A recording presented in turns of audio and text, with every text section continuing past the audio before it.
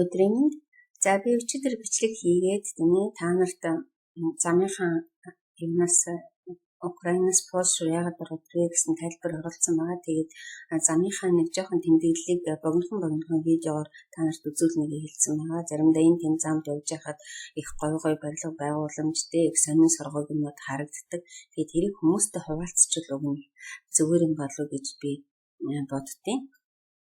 Тэгээд манай энэ одоо жишээлбэл Украины би Днепропетровская хотод тэр хавьд амьдардаг. Тэгээд эндээс наашаа Львов гээд Польш, Украины хэлийн хот руу ирэхэд 22 цаг вагоноор явдаг.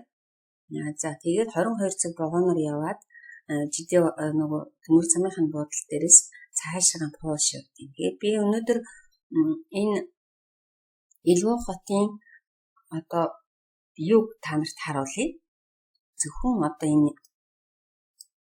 төмөр замынхаа буудлыг энд харуулъя. Төмөр замынхаа буудал ер нь бол Львов хотыг та нар сураг сонссон байх хэвээр. Олон оюутнууд манад дээрүүд бол маш их олон оюутнууд Львовын их сургуулиудад төгсөж исэн байна лээ. Тэрнээс гадна хүмүүс ер нь Львовт аялал жуулчлал ирдэг. Тэгээ ер нь бол би ойрын хэдэн хоног ингээл бодоод сууж байхад тийм ээ Украины дайнтай холбоотой бодоод сууж байхад түүний амьдрал гэдэг чинь ердөөсөө л их богинохон байд юм байна тий. Ер нь бол нэг л өнөөдөр гэртээ маргаашаа гэргүү болчихдаг юм байна. Одоо энэ Украины хотуудыг харж байхад өчигдөрхөн аз жаргалтай сайхан амьдарч исэн хүмүүс л маргааш нь орон гэргүү төрөл төгсөдгөө ах дүүгөө эхнэр нөхөргөө ингэж болчдөг. Энэ богинохон амьдрал байд юм байна. Тэгэхээр хүн ер нь бол амьдарч байгаа үедээ ерөөсөө нэг өнөөдрийг маргаашийг ч гэсэн үр дүнтэй, өнөөдрийг маргааштай ч гэсэн баяр жаргалтай тийм ээ өнгөрөөж байна гэж биднэрт ярьдаг л байсан болохоос бид нар чинь нөгөө ясан махан дээрээ тултал ойлгодог юм байна. Тэгээд би ер нь ингээд сүүлийн үед бодож сууж байхад нэр хүн чинь богинохон амьдралтай гэдэг чинь энэ л юм байна да. Тэгэхээр нэг өдөр ч гэсэн нэг юм үзэж, нэг өдөр ч гэсэн нэг газар нэг хүнтэй уулзч, нэг өдөр ч гэсэн нэг хүнийг баярлуулж байвал бидний нэг хүн ч гэсэн тус болж ивэл тийм ээ. Тэгээд бидний амьдралын минь зорилго байд юм байна. Тэрнээс биш тэгэж хүн чинь их мөнгөтэй байхаараа, их баян байхаараа биш. Ерөөсөө л аз жаргалтай 50 амгалан байхаараа л хүний амьдрал гэдэг юм чинь хэмжигдэж, үнэлэгдэж, цэнэлэгдэж байд юм ба гэж ойлгосон. Тэгэхээр Львов хот ганц нэг эвдэрсэн юмуд байж байгаа. Гэхдээ ер нь бол би та нарт би өгний Львов руу ингээд ирчээд нэг жижигхэн бичлэг хийчээ. Тэгээд дараагийн буцаж ирэхдээ ингээ хөөрхөн өргөжлүүлээд бичнэ гэж бодоод ингээд ганцхан юуныхан төмөр замынхын буудлыг ингэж бичиж авчаад явцсан байна. За Львов бол үнэхээр гоё хот. Тэгээд би дараа тэртээ эргэж ирж бүх одоо Украины гоё хотуудыг эргэж үзүүлнэ.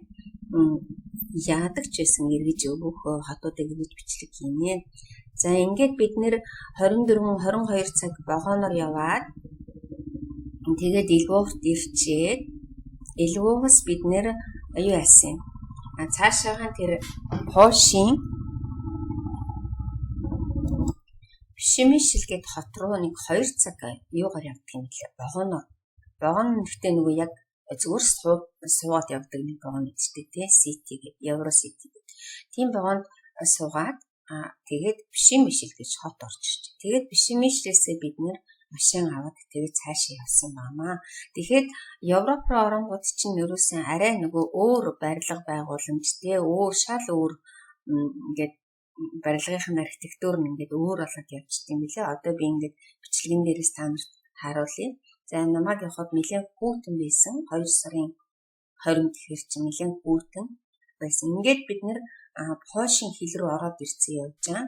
Тэгэхээр ингээд Польшийн хил рүү ороод явж байхад ингээд ийм жижигхэн байшингууд одоо энийг гэсэндээ замын хотууд нь гэсэн байхгүй юу. Тэгэхээр одоо ингээд бид нэр Польшийн хотоор ингээд цаашаа явж байгаа гэсэн. Тэгэхээр ингээд барилга байшингууд нь бол ингээд шал өөр болоо явчихж байгаа. Ийм нэг айгүй хөөрхөн жижигхэн цэмбийсэн. Тэгээд миний бүр хамгийн их Польшийн дөнгөж хэллэлээр орж ирэл ерөөсөө энэ цэвэрхэн байдал гэдэг үнэхээр дэндүү гоё юм билээ.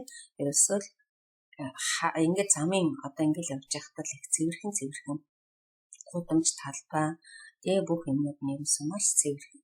За энэ дээр нэг та нарт бас сонирхуулаад хэлэхэд энэ Европын хотууд ерөөсөө ийм жижигхэн ёлкон моднууд шиг юм мод их тарьсан байт юм билээ. Би тэрийн одоо яг бичлэг гараад ирэнгүүт та нарт хэлээд өгье. За энэ ингээд бидний хурдны замаар цаашаа явж байгаа. Тэгээ ингээд цаашаа дандаа одоо нэгсэндээ манайхаар сумын төв гэдэг шиг те жижигхэн өөрхөн юунууд харагдчихаг. Тосгонууд.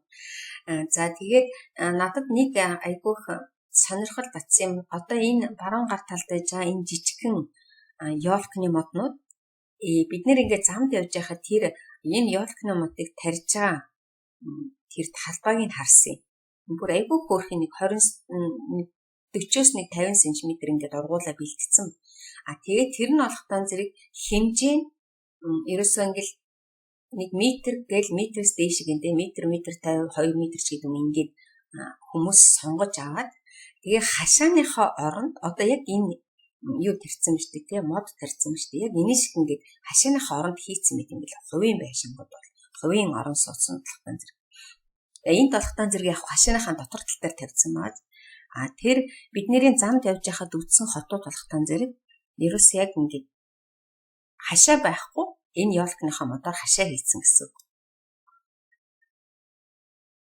За энэ ингээ хөөрхөн сүм тарахаар нь гарсан. За одоо энд ингээ харагдчихэв. Ингээд жижигхэн нэг одоо нэг чинь гэдэг нөгөө хүмүүс нь өөр өөрсдийнхөө юу гэдэг дизайнер тий ингээд хашаагаа ингээд том нэг өндөр мод нэг намхан өндөр намхан гэдэг энэ айлал хийцэн тий. Тэгэхээр энэ яг байшингууд нь ингээд ийм жижигэн тий хашаанууд нь ингээд модон хашаа. Тэгээ манайхан шиг одоо тийм төмөрөө хашаа гэдэг модон хашаа ийм хашаагаар хаадгүй юм байна лээ. Тэгээ яг хоо энэ замын хотод болохоор ингээд давхар хашаа хийцэн маа. Яг ингээд ямар нэгэн тосгонлоо ороод ирэхээр бол ерөөсөө тийм хашаа байхгүй. Тэгээ би бодчихсон нэг юм чи айгүй хөөрхөн манайд одоо цаг агаар нь хүйтэн болохоор яад юм бол да тийм ээ. Тэрөө цаг агаар нь дулаахан гэтээ ёлкны мод ч юм болоод ер нь ямар ч цаг агаарт амьдраад ах боломжтой байл гэдэг юм. Тэгэхээр би ингээд бодчихсон нэрээ ингээд Монголд ингээ ёлкны модоор зүгээр том мод тарина гэж олон юм ярихгүй ингээл ийм ёлкны модны ийм софтыг ингээд өөрчлөлөд ургуулад ингээ хашийн дотроо тарьчих юм бол агаар бол ерөөсөн маш их цэвэрчих юм байна да гэж бодож харж ирсэн. За тэгээд цаашаа явъя.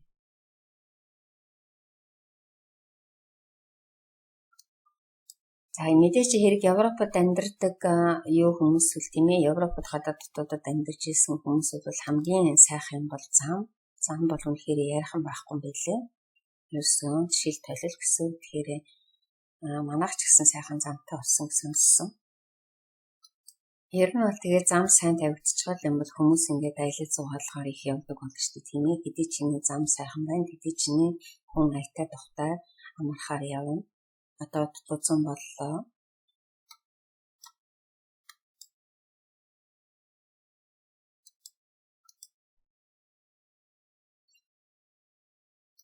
За ингээд би өнөөдөр энэ жижигхэн нэг ингээд дуусгах чинь яана жоохон бичлэг хийчихлээ. Тэгээд хамгийн гол нь одоо ингээд бид нэр энээсээ цаашаагаан Краков хот руу очсон. Тэгээд Жэшүү гэд хот орсон маа. Тэгээд би дараагийн бичлэгэн дээр юуны Краков гэдэг хот бол үнэхээр гоё юм билээ. Тэгээ би бас нэг юм өөрхөн жижигхэн хотод очсон. Тэрийг би маргааш өмнө нөгөөдөр бас эднэр чинь нөгөө жижигхэн бичсэн болохоор бүгдийн хооронд нэвлүүлж байгаа та нарт харуулъя.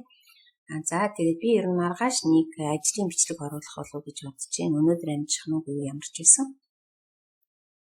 Тэгээд энэ бичлэгийг би зүгээр ямар ч юу авахгүйгээр тэгээ ямар ч засалт масалт байхгүй. Тэгэл ерөөсө байгаа чигээр нь оруулчлаа та нар намайг уучлаарай. Ингээд энэ бичлэгээ дуусгая. За бүгдэнд баярлалаа.